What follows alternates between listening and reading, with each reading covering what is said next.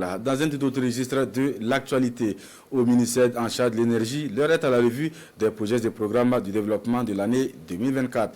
Une rencontre statutaire pour ainsi permettre au cadre de ce département ministériel de capitaliser les acquis engrangés, relever les difficultés tout en proposant des recommandations en vue de l'élaboration des prochaines politiques publiques de développement au sein du département.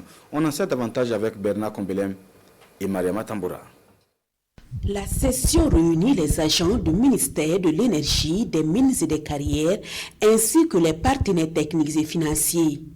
Un cadre de concertation entre tutelle technique et les gestionnaires des projets et programmes qui permet aux participants d'examiner la performance du portefeuille au 31 décembre 2024.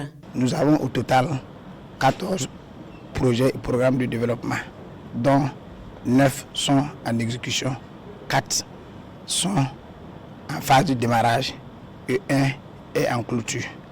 Et pour tous ces projets et programmes de développement, nous avons environ 605 milliards environ pour ces projets et programmes de développement.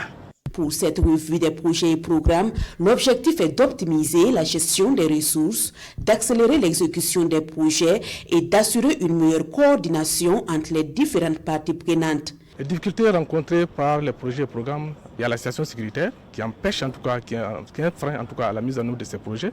Donc il y a certaines zones qui sont inaccessibles.